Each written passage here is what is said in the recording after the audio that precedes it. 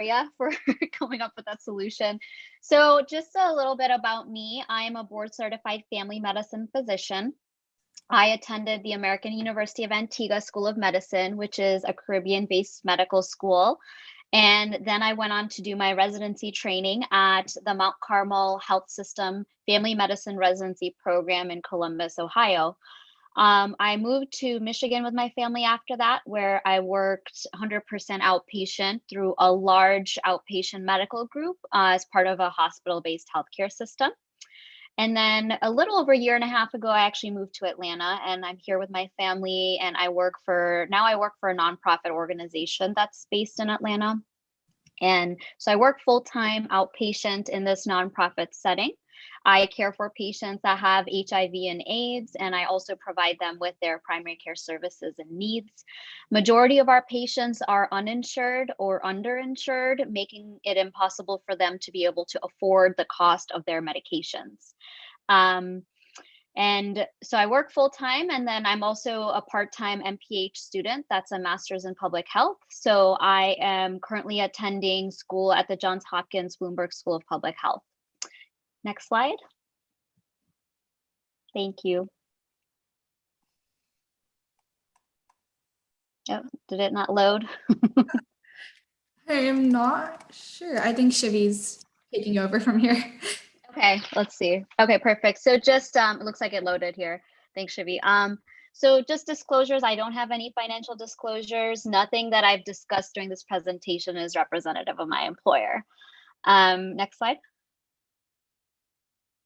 So really what I wanted to know, I mean, you really want to know what your why is. So what is your why? Why do you want to pursue medicine? I think that's something that you really need to establish before going down this very long path that really takes over your life. Is it, and these are some common reasons why, is it because you want to help others in some significant way, obviously from a health perspective? Do you want to build meaningful relationships with your patients, other people that you're able to help? Do you want job stability? Take the pandemic. I would say healthcare is one of the most stable jobs out there right now. There's a lot of instability, and being a physician or a healthcare provider means that I always have, there's always job availability. Is it because you want to make money? You know, you want one of those really high paying specialized jobs. Are you interested in learning lifelong? Medicine is a field that is constantly changing, as we are well aware, seeing that the SARS-CoV-2 virus or COVID-19 is a novel virus. So we didn't know anything about it, and we're learning about it. So are you interested in learning lifelong? And it doesn't have to be just one of these reasons. It may be all of them, it may be some of them, but you really need to know what your why is. Why do you want to pursue medicine? Next slide. So one of the questions that you guys asked me was, when did you know that you wanted to become a physician? And for me, I've pretty much always known since I was a kid. I always knew that I wanted to help others. And honestly, I didn't know of other ways that there are to be able to help people. I always knew that I could do that as a physician. And I've been fortunate enough to have different experiences that really led me to understand and love the field of medicine and understand that that is what I wanted to do. I have family in the US, obviously, but I also have family in India. And so, I would take trips to India for vacations where my mom's brother is a healthcare provider. He's a physician, and he actually started a hospital in New Delhi, which he runs. And so he was a great role model to me. And from a young age, I got to go and volunteer and do little jobs here and there in the field, in his hospital. And I always found it very fulfilling. And I mean, I was just a kid, and obviously there isn't much you can actually do in healthcare at that point, but I felt that whatever I was doing was significant in that time. And then other great role models I've had, my dad's sister, so my aunt, who's a physician here in the US, and she's a director in internal medicine in Minnesota. And so I've had some great role models. I've been very thankful to have them to look up to.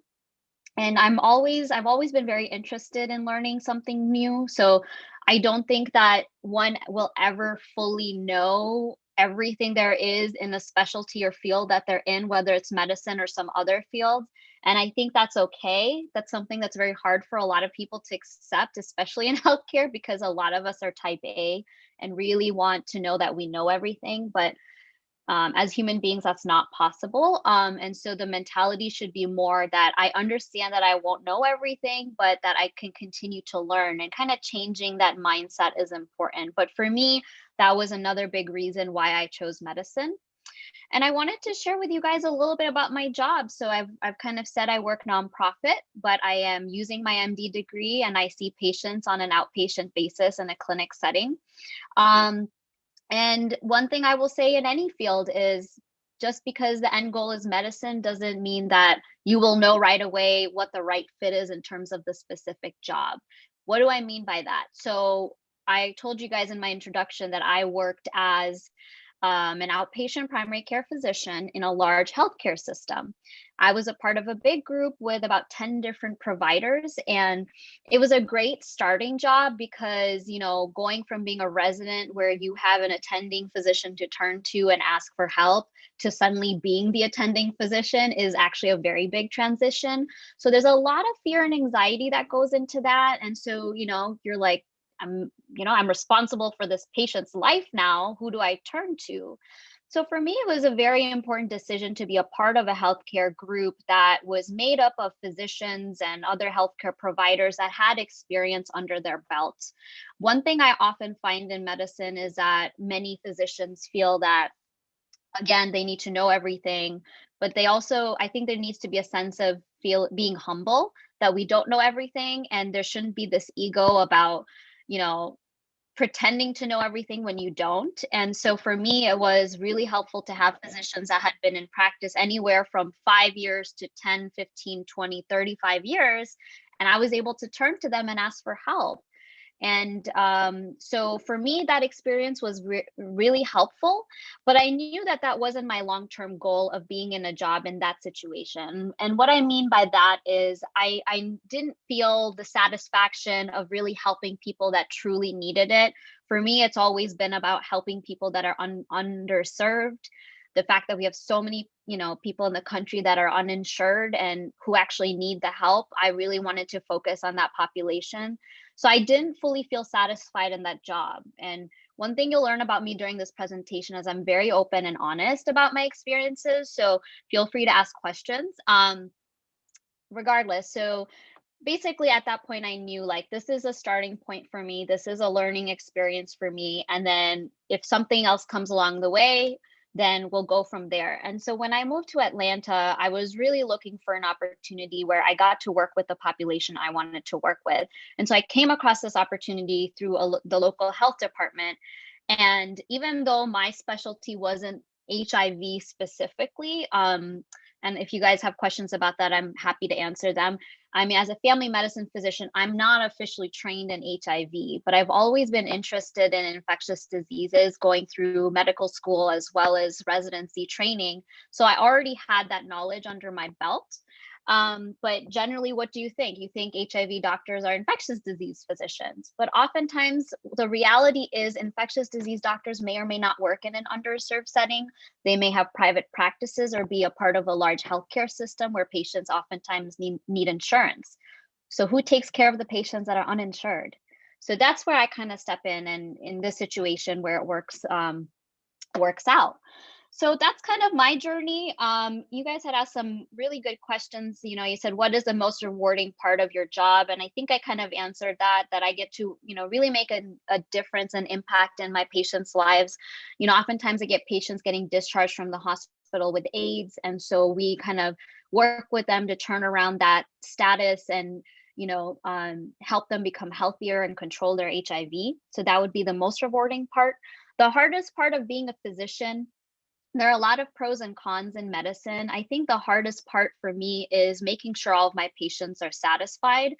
There is no such thing as 100% patient satisfaction. If someone tells you that a physician's patient satisfaction level is 100%, there's an issue there. And the reason behind that, or what I mean by that, is there are differences in the kind of healthcare you provide. Remember that in medicine, you take an oath, do not harm. And sometimes there are patients that request something of you, asking something for something specific, and it may or may not benefit them. If it doesn't benefit them, it is your job as a healthcare provider to inform them that that is not the best treatment for the patient. And so you advise them on what you would recommend based on your experience and training.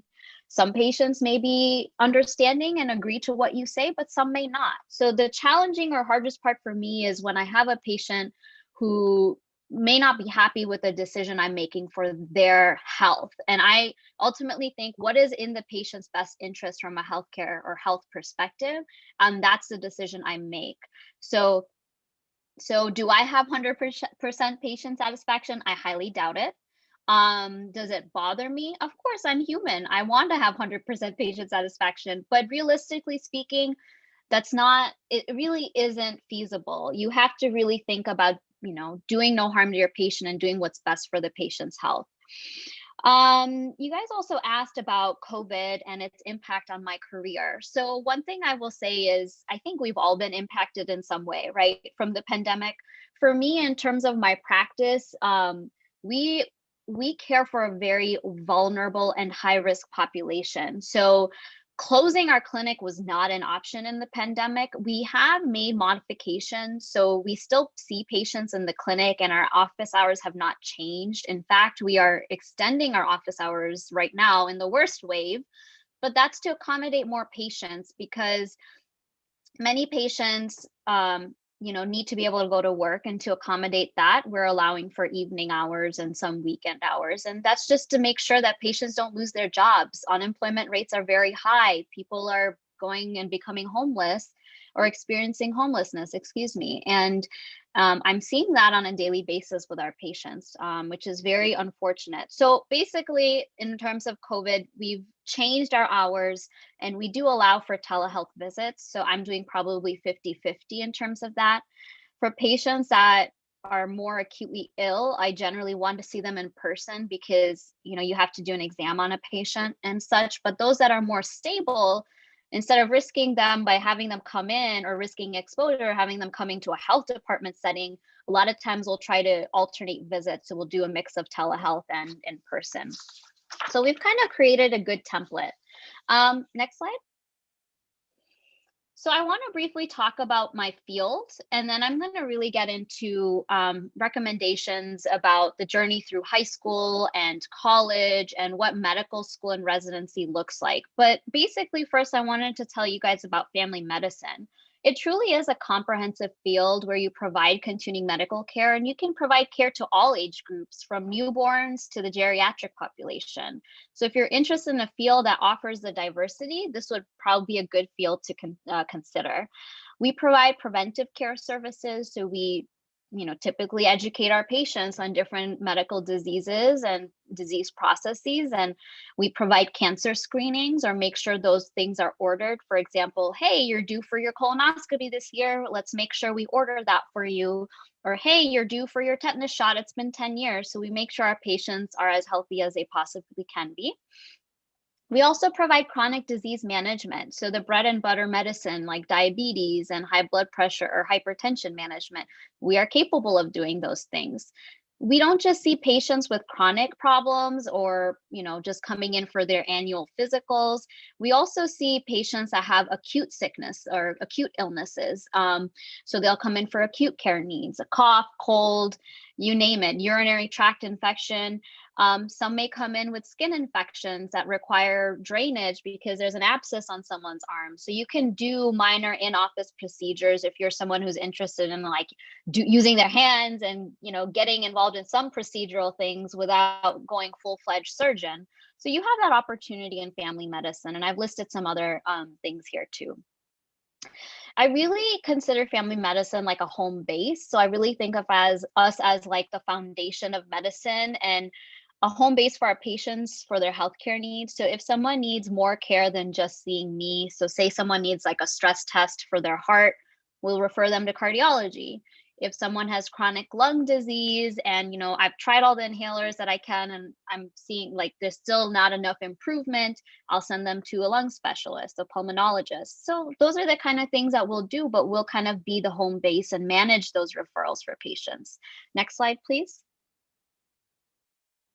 In terms of job opportunities, there are many and they're listed here. You can be outpatient like me. You can become a hospitalist. You can work in the inpatient setting. You can work in an urgent care setting. I did that in between, and I really enhanced a lot of my procedural skills when I did this. You can go into teaching. If you love academics, you can go into academic medicine, or you can specialize further. Some people don't know if family medicine physicians can specialize. And then here are the different settings that you can work in as well. Next slide.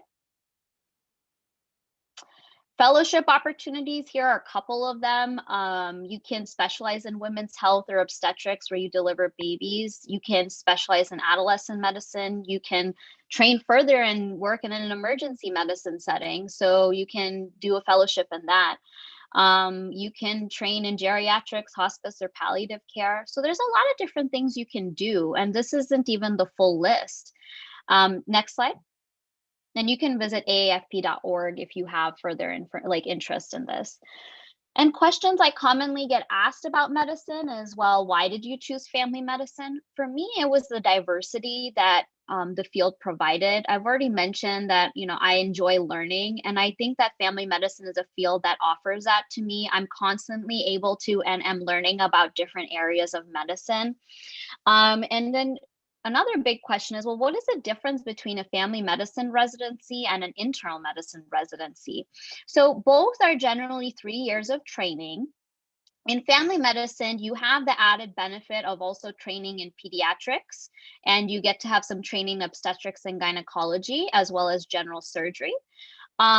Internal medicine doesn't offer those, but they have more of a focus on intense ICU or intensivist care. And they also allow you for fellowships in what we generally think of for fellowships, like cardiology, pulmonology, or ICU, gastroenterology, neurology, all those kind of fields. And so how long is residency training? Like I said, it's traditionally 3 years. What does an average day in the life of a family medicine physician look like? It really depends on which route you choose, right? So if you choose outpatient like I did, it's typically 8 to 5. Now, right now is a little different with our clinic. We're trying to extend hours for our patients. But that's generally what it is. Now, if you choose the inpatient route, the hospital medicine route, then you're looking at more 12-hour shifts, and generally you work 1 week on, 1 week off. That's traditional, not saying it's always like that, but that's typically what we're looking at. Do you have a work-life balance as a family medicine physician? And I would say in general, if you look at the field of medicine, it's definitely possible. Is it variable from field to field? Yes. Is it variable within each field? Yes. So like I already said, for me, work-life balance meant more of an 8 to 5 type of gig where I do occasional evenings if I have to and things like that. But for someone else, work-life balance might mean I would rather work really, really hard for 1 week and then have the entire next week off and alternate my schedule that way. So you really have to see what a work-life balance definition is for you. And honestly, I would call it more an integration process, not a balance process, because we are constantly trying to find this work-life integration. Like, how do we incorporate time for work and time for life? And I think it's something that you'll realize over time that you constantly are trying to work on and improve. And finally, you guys had actually asked me, what are some common misconceptions about family medicine? So what I will say is the biggest misconception is that family medicine is an easy medical field.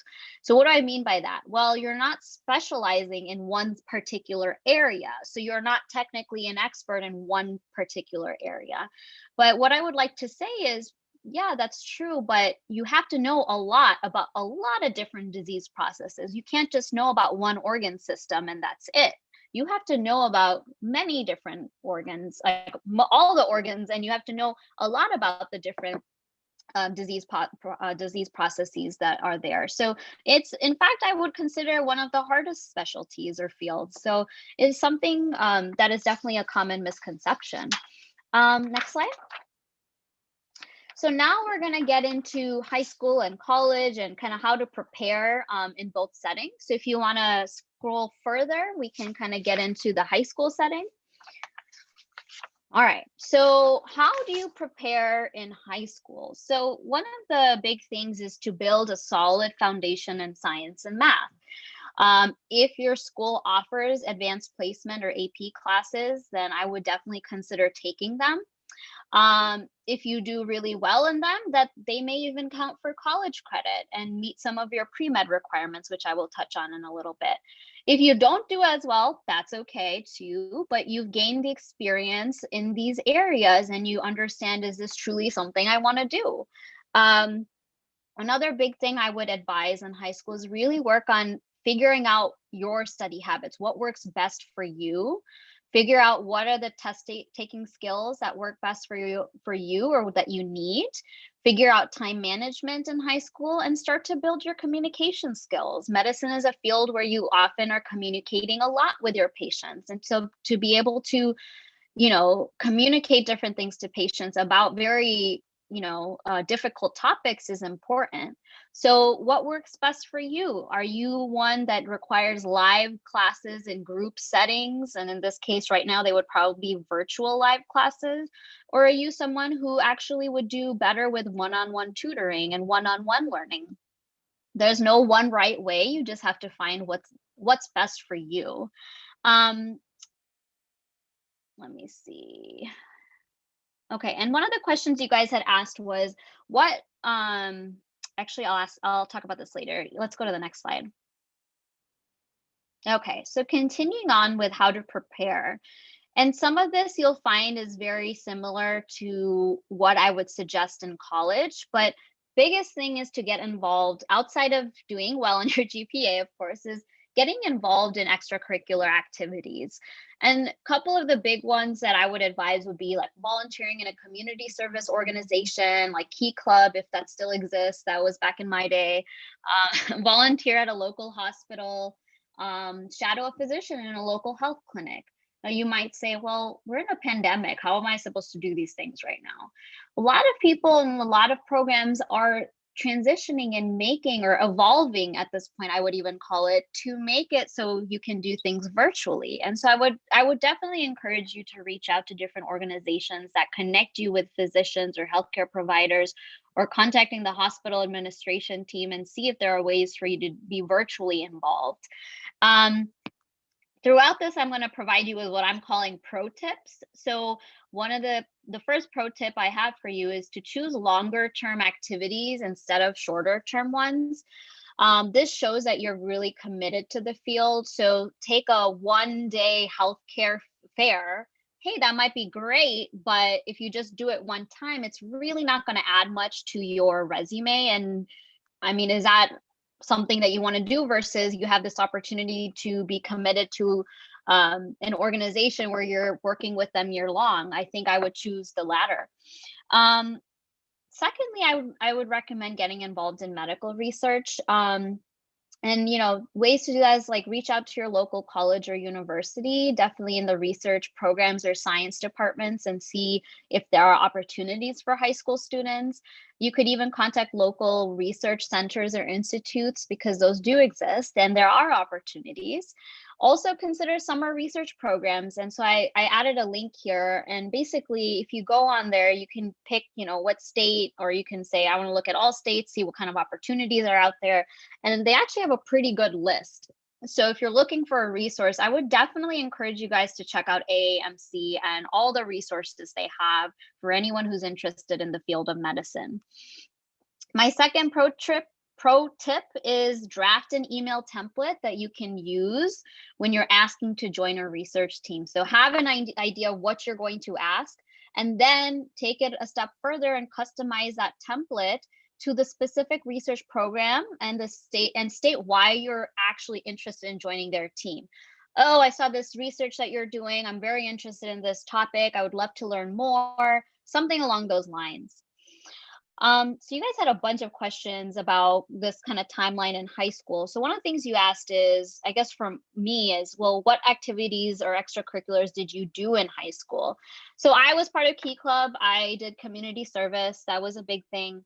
I took international trips to India, and I tried to work locally there or volunteer there as a teacher, where I would give basic tips to kids about health and hygiene, which is something that unfortunately not everyone knows. So what's the importance of brushing your teeth? I mean, simple things like that that actually can go a long way for a community is something to consider. So I volunteered at some schools where children would otherwise not be able to get education, and so they were able to go to these schools, and so I would volunteer and kind of teach there. So teaching actually is another big one that I haven't mentioned here, but actually looks really good as an extracurricular activity as well. So then you guys asked, did these activities help you in college, med school, or as a physician today? I think every experience has had its place. Maybe in the moment, I didn't really know if it would have some kind of connection to my future, but like all of the experiences I feel I've had have really like taught me about myself and like what I enjoy, what I don't enjoy, where my passion lies in medicine. So I definitely think so. Um, then you guys asked what kind of extracurriculars are necessary to differentiate yourself from the competition. I think the biggest thing to know or understand is like you really need to figure out who you are as a person. So like say your long-term goal is to become a pediatrician, then I would say volunteering at schools where you can like work with children is going to be important, and it will make you stand out because you started your goal from when you were in high school. Everything and things can connect really nicely when you write your personal statement even. Does that mean you have to become a pediatrician when you go into, residency training? Well, you may change your mind. You may find something else, but if you have some kind of area that you are specifically interested in from the beginning, it will actually link well for your career later on. But again, things can change over time, and that's totally fine. I don't want you guys to feel like you're like stuck in one specific specialty or area from the very beginning. So I think it's more about like how you present yourself with the activities that you're doing, and really looking for more long-term type things. Now, one thing I will go back to real quick, because I forgot to mention this, is with research. Oftentimes I get asked, well, how can I go into a research lab during the pandemic? Many people are taking precautions, but there are also a lot of opportunities for research virtually. It could be things like literature review on specific topics, and then you're writing up something like comparing different research papers and things. So there's actually a lot of research opportunities that become available. So, I mean, it doesn't always have to be in person in a lab that we usually think about when we think of research.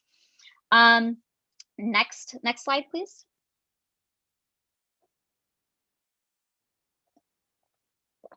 Okay, so now I want to talk about college. And one of the questions before I forget was, what undergrad scholarship opportunities are out there? There's a great resource, collegescholarships.org, where they kind of list out a lot of different scholarships that are out there and available. One of the main things, or the first step I would probably take, is when you decide where you're applying, look to see what opportunities they've listed through their financial aid office. Sometimes contacting them and just asking them, hey, do you know of any external scholarships that are out there, is going to be a good way to get you connected. Because they may be like, actually, yeah, there are many students that look at this scholarship opportunity. It may not be through the school, but there might be, right? You may get like merit scholarships and things like that. But they may even direct you to external scholarships. So definitely something to think about when it comes to undergrad. I did not know much about scholarships when I was applying. So I didn't even look into it, but I would highly encourage all of you to do research ahead of time and apply. Don't be scared or shy to apply. You never know what will come your way.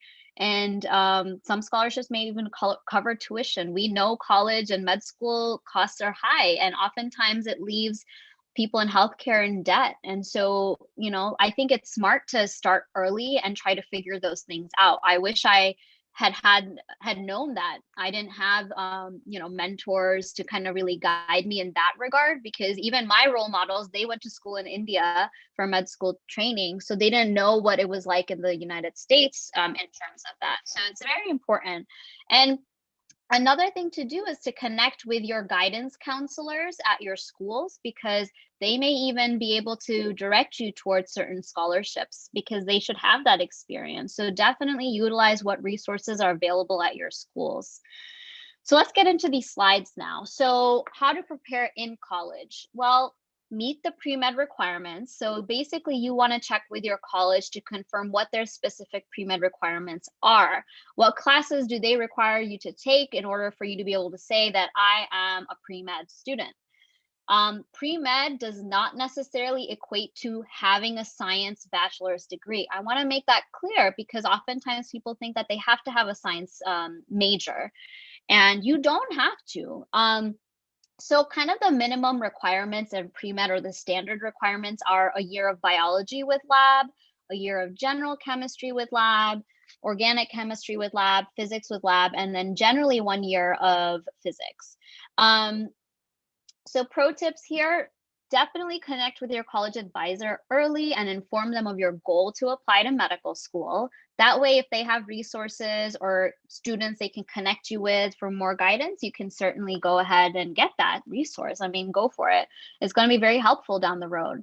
Confirm pre-med requirements again for your specific college. You don't want to miss anything that's required by your specific school. And then, like I mentioned earlier, some of the advanced placement classes or scores may count towards your pre-med requirements. So some schools may say you need a 4 on your AP Bio to have it count as credit, and it will count for 1 semester or half a year of biology. So those are the kind of things you want to figure out early on. Now, I've seen some students say, well, I met the requirement, but I really want to take college level bio, even though technically AP is supposed to be kind of almost at that level, right? And that's fine. See what you want to do. But if you're like, I would rather have more time for other courses, then this is one way of kind of accomplishing your goal of pre-med and then still getting maybe a bachelor's degree in something else. And again, you do not need to major in a science field to be pre-med. Maybe if you're interested in some other fields, and I just listed some examples here, I'm not saying this is what you have to do, but consider majoring in a different field. And the reason I say it is you gain experience in another area, and it may tie into your actual job in the field of medicine later on. So what do I mean by that? Maybe you'll work in a community where it's mostly Hispanic patients or Latinx population, and knowing Spanish is definitely going to help you in that setting. I can't tell you guys how many times I've come across job opportunities where they're saying that you need to be Spanish speaking. So, I mean, it's definitely a critical skill in medicine to have. So if you get it early on, like, by all means do it. It also makes you stand out as a medical school applicant, because they see that, oh, it's not another student that has a bio major. They've majored in something a little different, and they've tied it into what they want to do in the future. Wow, they've really thought about it. This is someone who's very serious about going to medical school. All of that being said, you can still major in a science field. I majored in neuroscience, and I wanted to do that. I've always enjoyed the sciences, and there's no issue. There's no problem with doing that. This is just a different way of looking at it, and I don't want you to feel tied down like you have to do it this way or that way. It really it's just more about what you're interested in, and we don't want you to have regrets. Gosh, I regret not taking certain classes in college.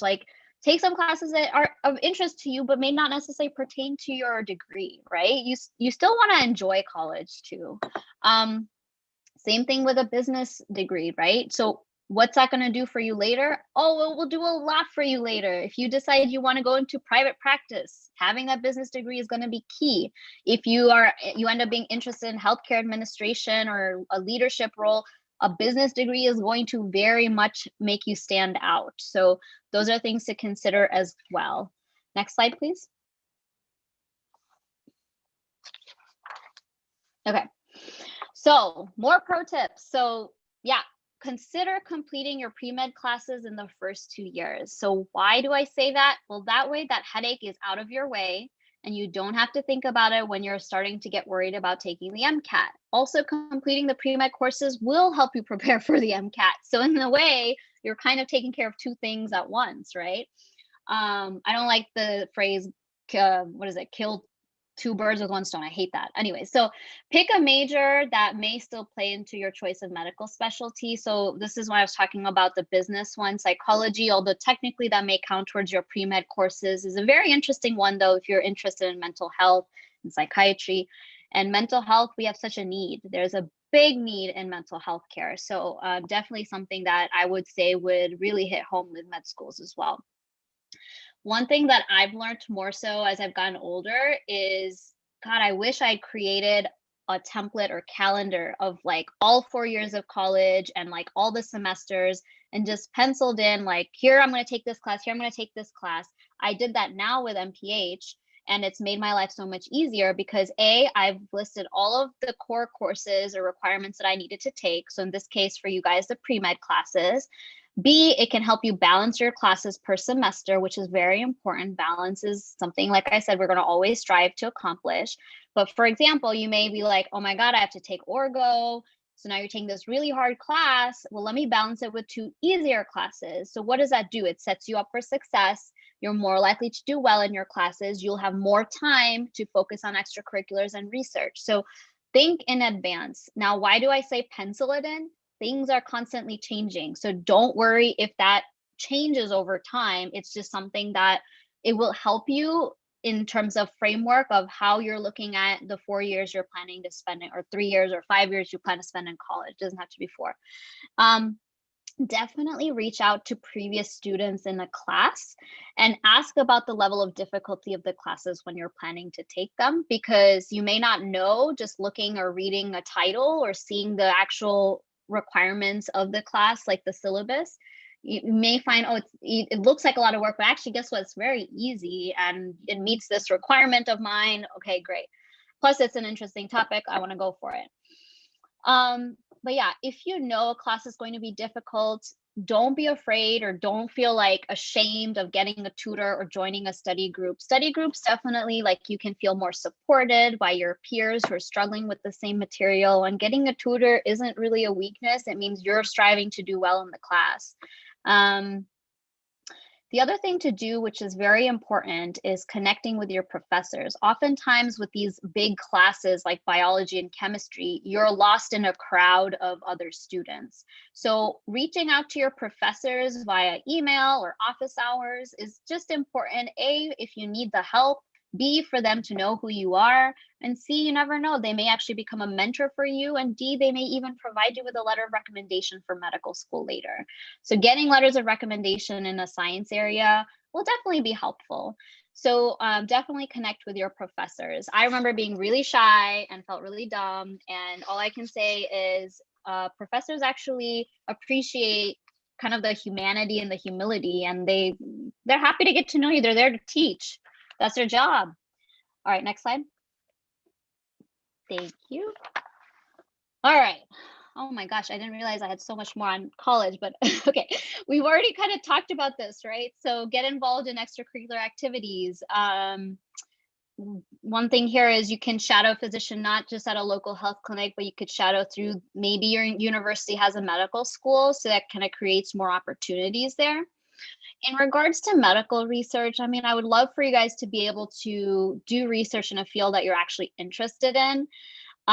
Don't feel discouraged if you get some no's. I usually advise reaching out to and contacting many researchers and departments for this reason. Some people are just at max capacity or just don't have the time to take on another student. So don't feel bad. It's just kind of reality. And then at some point you may come across someone and they'll say yes. So keep trying. Don't give up on that. Okay.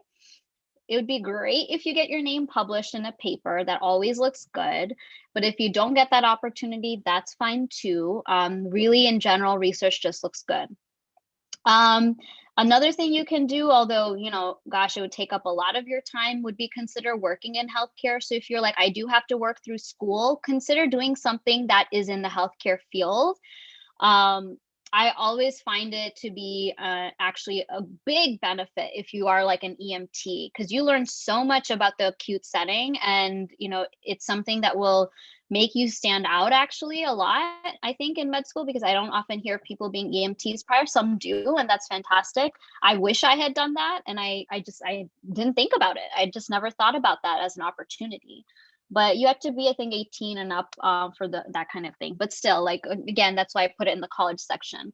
Being a medical scribe, oh, what a luxury. Like, I wish I had a medical scribe. But you would learn a lot about documentation, which people often don't talk about in medicine. So you don't hear about that or learn about that until later in life.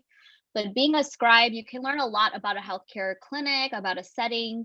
You get to be in with when patient and doctor interactions are taking place. So you're not only shadowing a physician in a sense, you're actually helping them. So it's actually really, really good.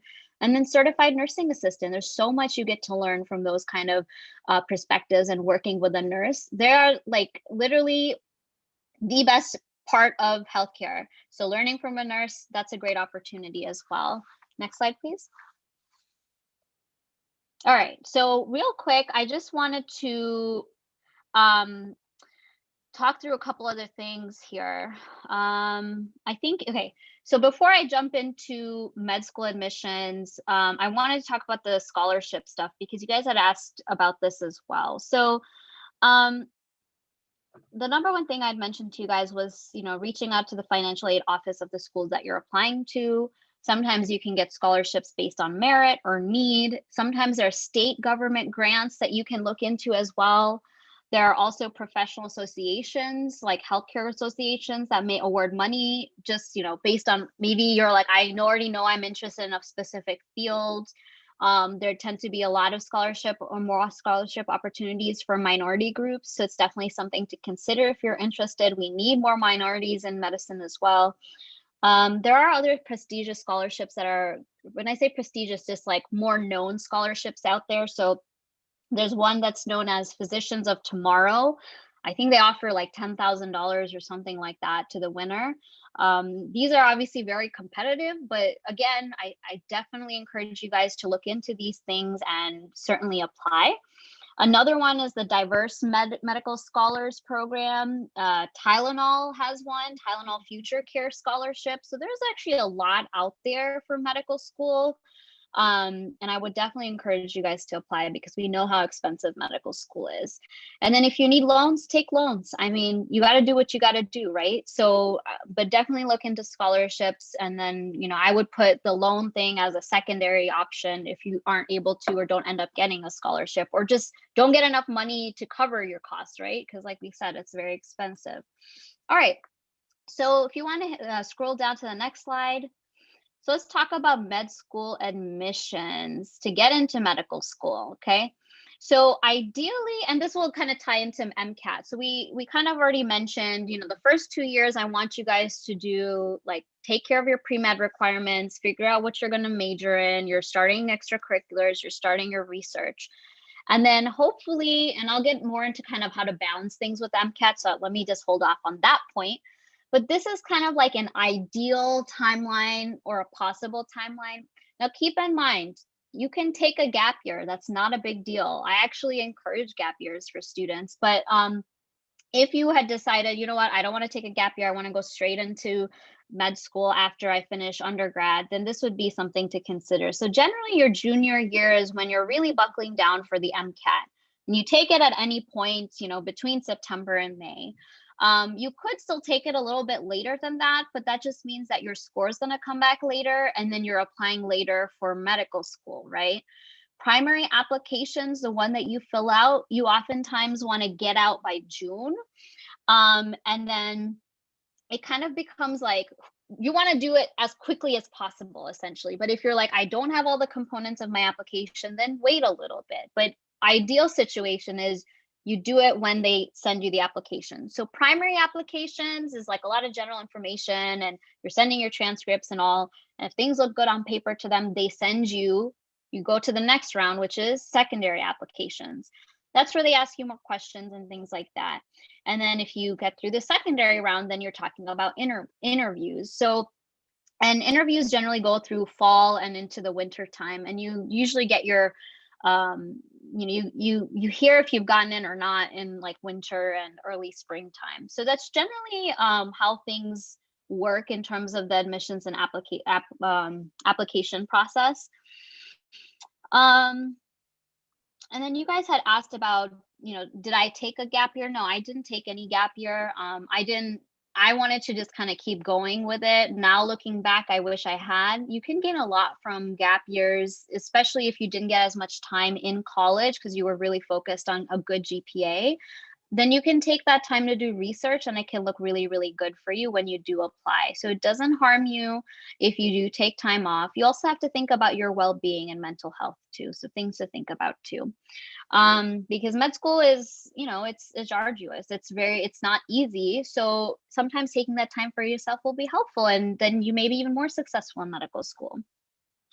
You guys asked what my medical school journey was. I don't know if I have time to really get into it, but I basically applied to Caribbean medical school. The one I went to has a twinning program. And so the program was actually based in India. I'd always been curious about the education in India. And so I had started looking at different medical schools, and I honestly had wanted to do something that allowed me to study abroad because I didn't get that opportunity in undergrad.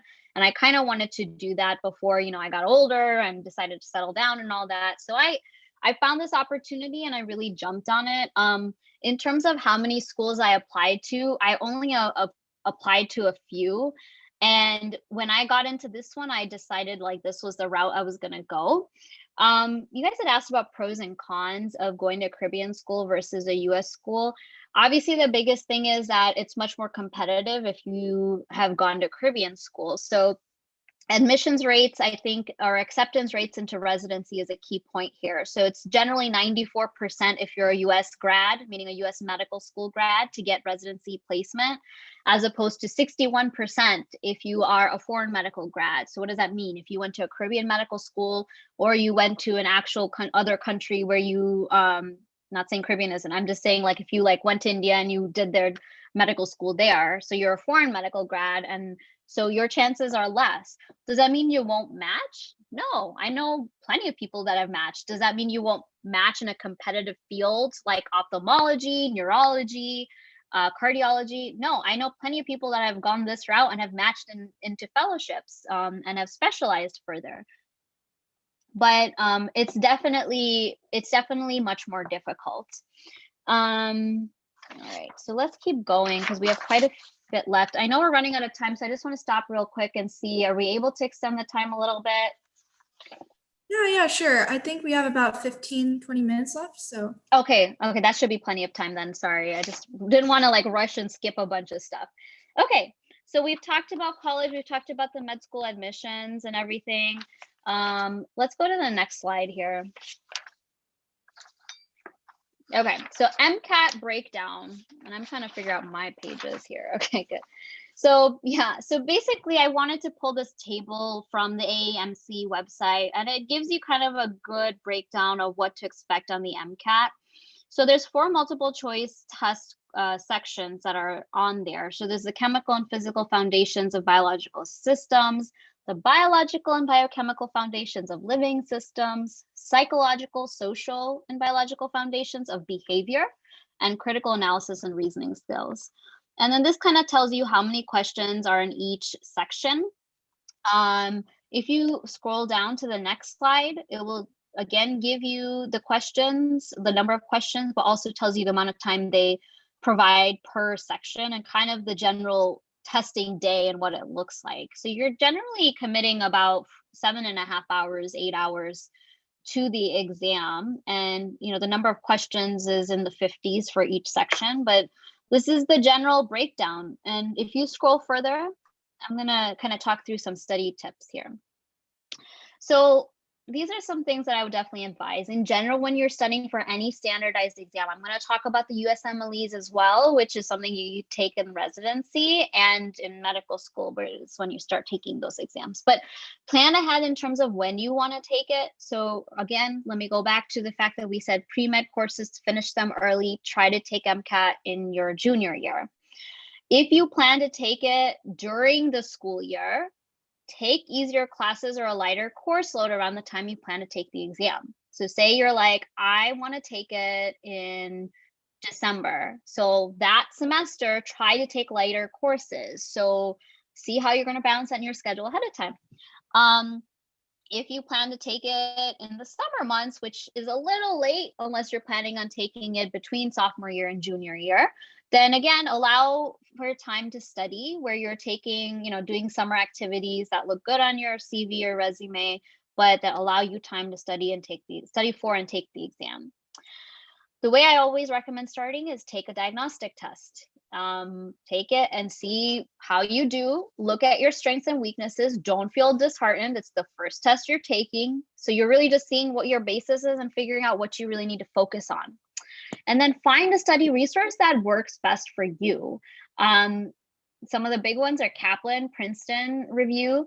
Magoosh has a great one. And I actually have a link that I can provide to you guys if anyone is interested. Right now I have I'm not being paid by them, by the way. I already mentioned the financial disclosures, but they offered for my Instagram followers to get a 1 month free of MCAT prep through Magoosh. So I can, if you DM me, I can get you that link, no problem. And then the biggest thing is to do practice questions. I can't tell you guys how many times I sit there looking at material and just reading a book, and I don't gain much from that. What you truly will gain from is doing questions. And when I say do questions, do tests. Then afterwards, see what you got right, see what you got wrong, and understand why the one you got wrong, like why you got that wrong. Okay, really understand that point. And that's how I think that's the best way to learn. That's my opinion. That's how I've done. Like I've never been great about standardized tests. I didn't learn this till later on, and once I learned it, things happened very easily for me. And that's because I finally figured it out. That's why I'm telling you guys, figure out your study plan, figure out how to study in high school, so then it's easier for you guys. Because medicine, unfortunately, we take a lot of these standardized tests. I don't think it determines if you're a good doctor or not. I really don't believe that. But unfortunately, that's what we have to do. Next slide. Okay. So let's talk about what to expect in med school. I just want to make sure that I answered any other questions because I kind of listed them throughout the slides. So we talked about the scholarships and everything. Good with this. Good with this. Okay. Yeah. So if we can go to the next slide, then let's talk about what to expect in med school. So traditionally, you have a 4-year curriculum. You have preclinicals in your first 2 years, and then you have your clinicals in the last 2 years. So what are preclinicals? When you're sitting in lectures. So you're getting lectures on a bunch of topics, right? So it depends on the medical school. Some schools base their didactics or lectures based on organ systems. So they'll say, we're going to cover everything about cardiology. So everything about the heart. And what I mean by everything, I mean anatomy, physiology, biochemistry, histology, pathology, pharmacology. I'm sure I'm forgetting some. Molecular biology, all of that related to the heart. Other schools, like my school, we did, our first year was anatomy, physiology, histology. I kind of went in the order, biochemistry, and I think I said physiology. So, and then the second year was pathology, pharmacology, etc. So there are different ways that med schools do it. I wouldn't say one method is better than another. I've heard varying things from different people. Then in your third year, you get to start your clinicals or clinical rotations or clerkships. It means the same thing. And you do them in kind of the big fields. So we're looking at family medicine, internal medicine, pediatrics, general surgery, psychiatry, and OB-GYN. And so you'll do rotations throughout the year in each of these areas. And it varies from rotation to rotation. And then fourth year, you get the opportunity to do electives in different subspecialties. Now, your medical school may require you to take certain ones, like, hey, I have to take, A, B, C, D, but then I have this many electives to decide what I want to do. So at this point, one of the questions you guys asked is, well, when do you have to decide what specialty you're going to go into?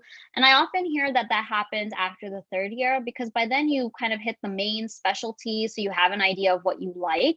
And then during your electives, where you get to choose what course, or sorry, what clinicals, rotations you want to pursue, you can kind of tailor them to the specialty you choose. So for me, I decided by the end of third year, I like a lot of aspects of all of these rotations. So what will offer me that? Well, family medicine will. So I chose family medicine, and then I did a sub internship, or abbreviated sub-I, which just means it's kind of like an interview rotation where you kind of rotate in a family medicine clinic or whatever, in that specialty.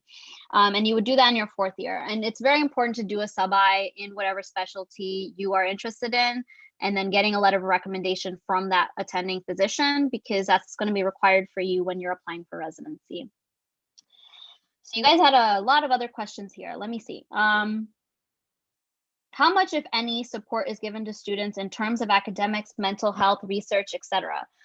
So every program is a little different, but they all should be offering you mental health and tutoring options and research opportunities. You'll probably be added to their school email, where you get, mass emails about different opportunities. Like for me in my MPH program, I'm constantly getting emails about, we have this mental health support group, if you want to join it.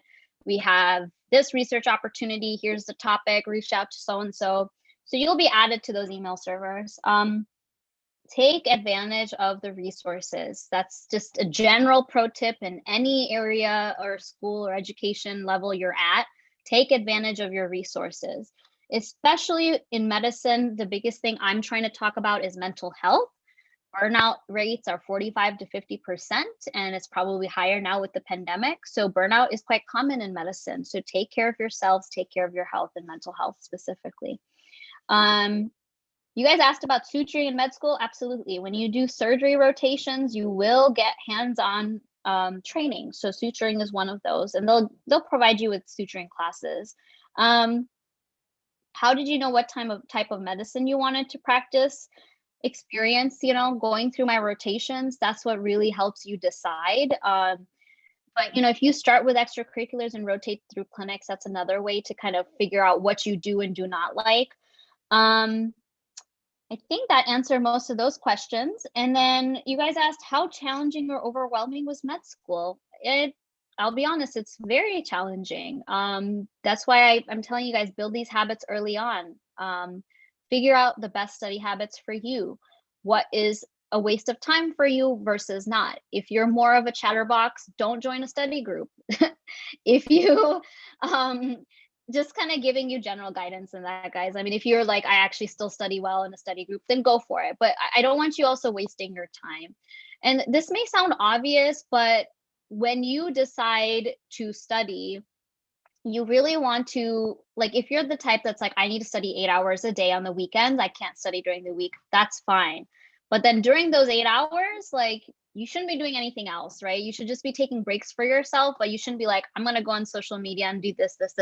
Like, take breaks for yourself, but nothing that's going to get you so distracted that you don't get back into the routine of studying for that time frame. Other people are like, I study well by doing an hour a day. And then again, during that 1 hour, put your phone away. Don't look at your phone. Don't waste your time. You're wasting your time if you've designated that hour to study, just study. All of this sounds obvious, but I can't tell you how common it is.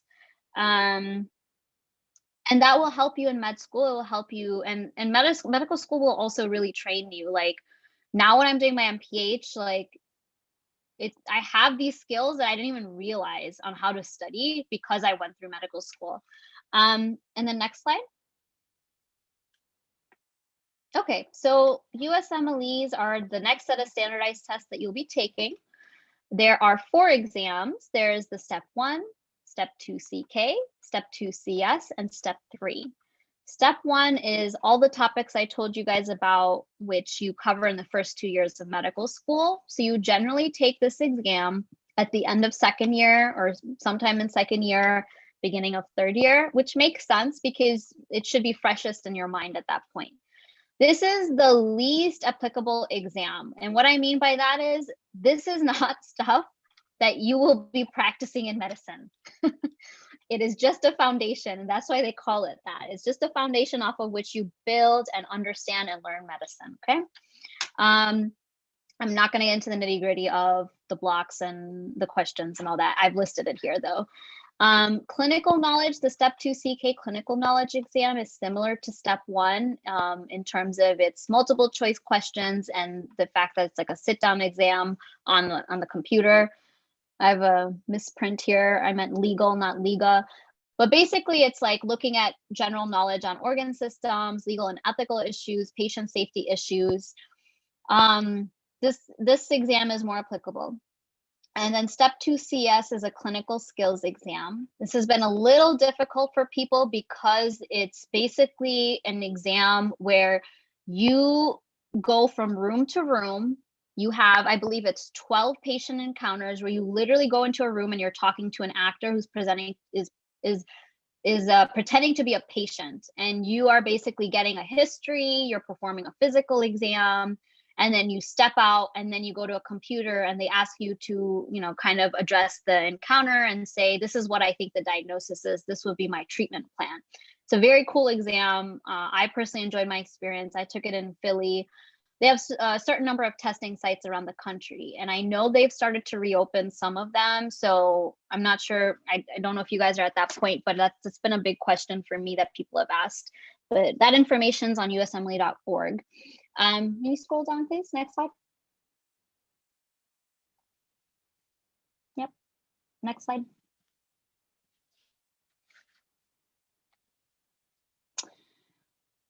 I tried to keep this quick, but applying for residency, training, like the amount of time varies from specialty to specialty. So, you know, you're in your 4th year, you are by end of 3rd year, you should have an idea because you will be applying for residency in your 4th year in September. And it's again, one of those things where you want to apply as soon as possible because you start hearing about interviews very, very quickly.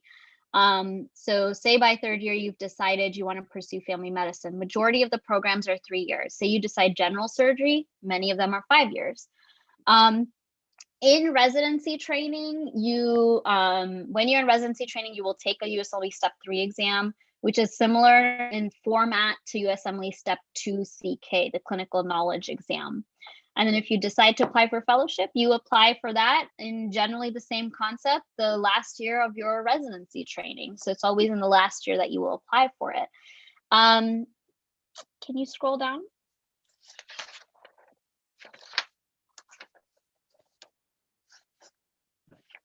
Okay, so we'll just stop here for a second.